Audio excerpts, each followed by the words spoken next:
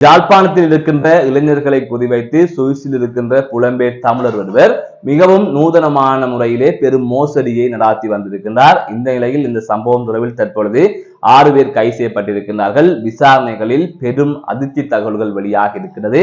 போலீசார் யாழ்ப்பாண இளைஞர்களுக்கு அவசர எச்சரிக்கை ஒன்றினையும் விடுத்திருக்கிறார்கள்.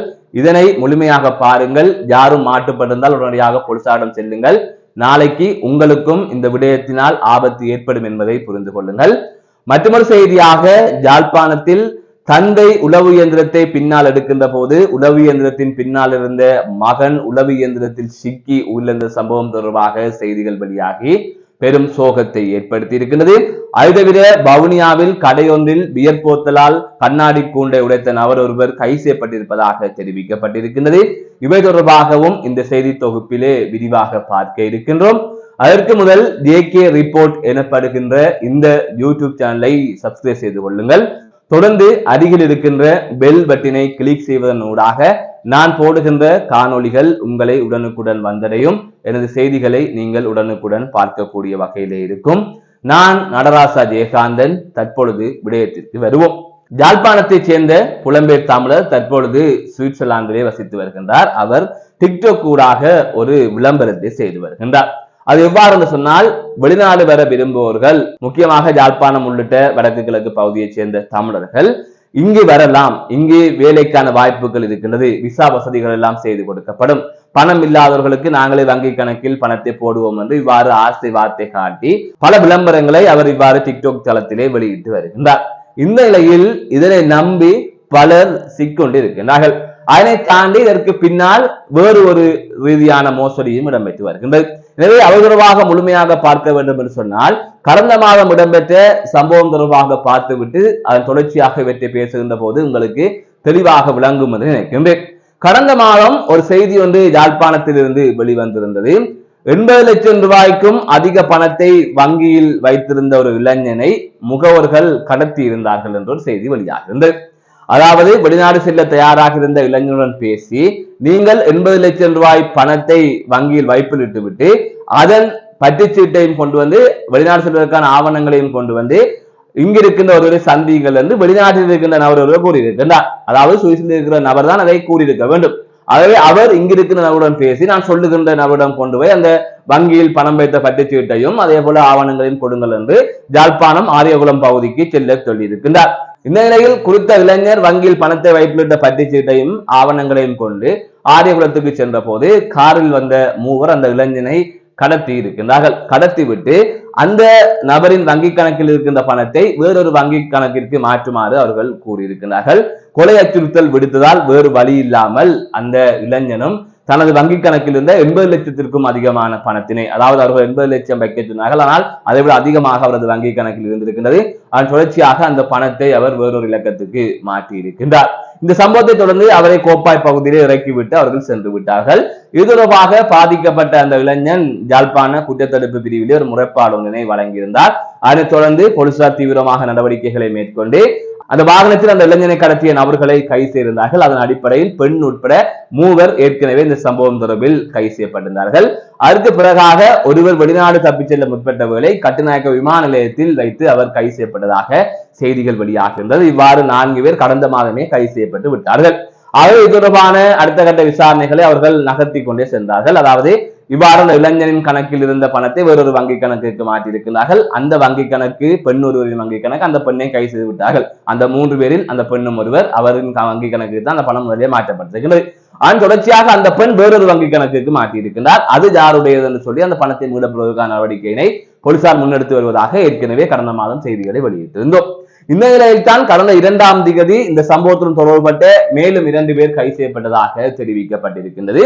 இவ்வாறு கைது செய்யப்பட்ட அந்த 2 பேரிடம் விசாரணைகள் மேற்கொள்ளப்பட்ட போதுதான் இவர்களது நூதனமான மோசடி தொடர்பாக அதிர்ச்சி தரும் தகவல்கள் வெளியாகி இருக்கின்றது.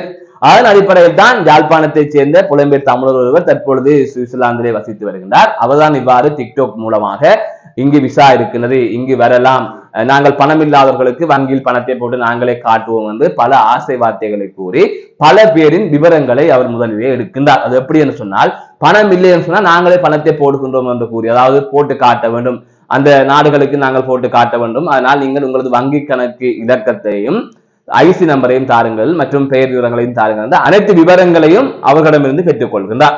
இவ்வாறு 50 பேருக்கும் அதிகமானவரிடமிருந்து அவர் இவ்வாறான பெயர் விவரங்களை வங்கி கணக்கு விவரங்களையும் வாங்கி இருப்பதாக தெரிவிக்கப்பட்டிருக்கிறது. அவர் இவ்வாறு வாங்கிவிட்டு என்ன செய்கின்றார் சொன்னால், காசு இருக்கின்ற நபர்கள் வருவார்கள், வெளிநாடு போகின்ற ஆசையில் காசு இருக்கின்ற நபர்கள் வருவார்கள். அப்படியான அவர்களிடம் சொல்லுவார், நீங்கள் வங்கியில் காசை போடுங்கள், அதனை காசை போட்டு விட்டு வட்டிச்சீட்டை கொண்டு போய் நான் சொல்லுகின்றவரிடம் காட்டுங்கள் சொல்லி அவரை ஒரு இடத்திற்கு அனுப்புவார். அவர்கள் அவரை கடத்துவார்கள். அதாவது ஏற்கனவே யாழ்ப்பாணத்தில் இடம்பெற்றது போல அவரை கடத்தி அந்த வங்கி கணக்கில் இருக்கிற பணத்தை வேறொரு வங்கி கணக்கிற்கு மாற்ற சொல்வார்கள். அந்த பணத்தை யாருக்கு மாற்ற சொல்வார்கள் சொன்னால், யாரிடம் விவரத்தை இவர்கள் வாங்குகின்றார்கள், அதாவது பணம் இல்லாமல் இருக்கின்றவர்களிடம் நாங்களே பணத்தை போட்டு காட்டுகின்றோம் என்று சொல்வார்கள். பாருங்கள், நீங்கள் வந்தா போய் காசு இருந்தால் போதும், நாங்களே பணத்தை போட்டு காட்டுகின்றோம் என்று வங்கி இலக்கம் பேர் விவரங்களை வாங்குகின்றவர்களின் வங்கி கணக்கிற்கு இவர்கள் அந்த பணத்தை மாற்றி விடுவார்கள். ஆக பணம் இருக்கின்றவர்களை இவ்வாறு கடத்தி அவர்களிடம் இருக்கின்ற பணத்தை பணம் இல்லாமல் இருக்கின்றவர்களின் வங்கி கணக்கிற்கு போட்டு, தாங்கள் உங்களுக்கு நாங்கள் வங்கி கணக்கில் போட்ட நாடுகளை காட்டிட்டு உங்களை நாங்கள் வெளிநாடு எடுத்துக்கணும், அதுக்கு போல பணத்தை தாருங்கள் என்று அவர்களிடம் பேசி இவ்வாறு பணத்தை மாற்றி விடுகிறார்கள். அதுக்கு பிறகாக என்ன சொல்லுகின்றார்கள் சொன்னால், அந்த வங்கி கணக்கில் போட்ட பணத்தை நீங்கள் எடுத்து கையில் கொடுங்கள், நான் சொல்கின்றவரிடம் கையில் கொடுத்து விடுங்கள் என்று கூறுகின்றார்கள். அந்த அப்பாவிகள் என்ன நினைக்கின்றார்கள் சொன்னால், எங்களுக்காக சுவிட்சர்லாந்தில் இருக்கின்ற அந்த முகவர் பணத்தை போட்டிருக்கின்றார், அவர் எங்களை நம்பி போட்டிருக்கிறார், அவர் தற்பொழுது எங்களை எடுத்து கொடுக்க சொல்லி சொல்லுகின்றார் சொல்லி போட்டு அந்த பணத்தை எடுத்து வேறொரு நபரிடம் கொடுப்பார்கள், அவர்களிடம் வாங்கி கொண்டு சென்று விடுவார்கள். அதாவது இதை ஏன் இவர் இப்படி செய்கின்றார் சொன்னால், அவர் காசு இருக்கின்றவர்களை கடத்தி அவர்கள் வங்கி கணக்கில் இருக்கின்ற பணத்தை இவர்களுக்கு மாற்றி இவர்களிடமிருந்து பெற்றுக் கொண்டால் அவர்கள் பொலிசில் இருந்து தப்பித்துக் கொள்ளலாம். அதாவது வேறு வங்கி கணக்குக்கு மாற்றினால் அவர்கள் மாற்றப்படுவார்கள். ஆகையால் இவர்கள் என்ன செய்கின்றார்கள் என்றால், இப்படி வருகின்ற அப்பாவிகளை வங்கி கணக்குக்கு மாற்றிவிட்டு அவர்களோடாக பணத்தை வாங்கிவிட்டு செல்லுகின்றார்கள். ஆகையால் இவர்கள் தான் மாட்டுப்படுவார்கள். யார் என்றால் அந்த அப்பாவிகள் தான் மாட்டுப்படுவார்கள். அவர்களுக்கு இந்த விவரம் தெரியாது. அதனால் நூதனமான முறையில் அவர்கள் இவ்வாறு காயை நகர்த்தி கொண்டு இருக்கின்றார்கள். இவ்வாறு 50 பேருக்கும் அதிகமான விவரங்களை அந்த முகவர் பெற்றிருப்பதாகவும், இது தொடர்பாக இவ்வாறான விவரங்களை கொடுத்தவர்கள், வங்கி கணக்கு தொடர்பான விவரங்களை கொடுத்தவர்கள், பேர் விவரங்களை கொடுத்தவர்கள் உடனடியாக யாழ்ப்பாண குற்றத்தடுப்பு பிரிவில் வந்து தகவலை தெரிவிக்குமாறும், இது தொடர்பாக பலர் கைது செய்யப்பட இருப்பதாகவும், அவ்வாறான கைது நடவடிக்கைகளை மேற்கொள்கின்ற போது உங்களது வங்கி கணக்கிற்கு பணம் வருகின்ற போது நீங்களும் இந்த குற்றச்சாட்டின் கீழ் கைது செய்யப்படுவீர்கள் என்று போலீசார் எச்சரிக்கை விடுத்திருக்கிறார்கள். ஆகால் இது தொடர்பாக தகவல் தெரிந்தவர்கள், அதாவது நீங்கள் யாரையாவது நம்பி, அதாவது சுவிஸ் முகவரை நம்பி அல்லது வேறு யாரையும் நம்பி நீங்கள் இவ்வாறு வங்கி இலக்கம் பேர் விவரங்களை கொடுத்தால் எண்ணத்திற்கும் ஒரு தடவை சென்று யாழ்ப்பாண போலீஸ் நிலையத்திலே உங்களது விவரங்களை கூறுங்கள், இவ்வாறு கொடுத்தேன், இவ்வாறு நடந்தது என்பது தொடர்பாக கூறுங்கள். அப்போதான் நீங்கள் போலீசாரின் கைது நடவடிக்கையிலிருந்து தப்பிக்க முடியும். இல்லைன்னு சொன்னா இந்த பிரச்சனைகளுடன் தொடர்புபட்டவர்கள் என்ற ரீதியில் நீங்களுமே கைது செய்யப்படுவதற்கான வாய்ப்புகள் இருக்கின்றது. அது தொடர்பாக போலீசார் எச்சரித்திருக்கிறார்கள். ஆகவே எவ்வாறான ஒரு மோசடி இதிலே இடம்பெற்றிருக்கின்றது என்பதை நீங்களே சற்று யோசித்து பாருங்கள்.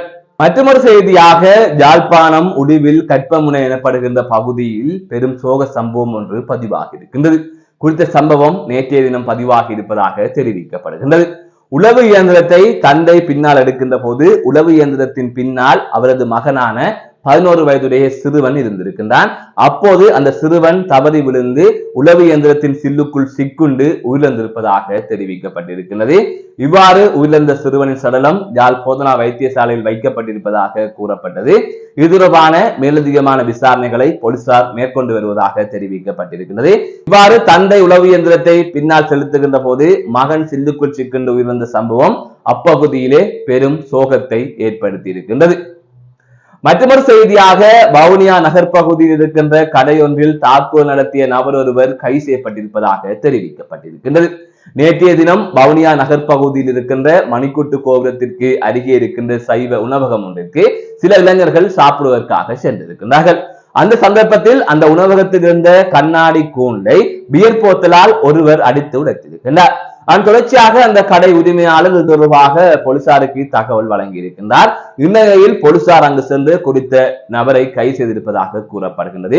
அதன் தொடர்ச்சியாக குறித்த நபரை நீதிமன்றத்தில் முன்னிலைப்படுத்துவதற்கான நடவடிக்கைகள் மேற்கொள்ளப்பட்டு வருவதாக நேற்றைய தினம் இரவு வெளியான செய்திகளிலே குறிப்பிடப்பட்டிருக்கின்றது. இது தொடர்பான மேலதிகமான விசாரணைகள் தொடர்கின்றது. மீண்டும் காணொலி சந்திக்கின்றேன். நான் நடராசா ஜெயகாந்தன்.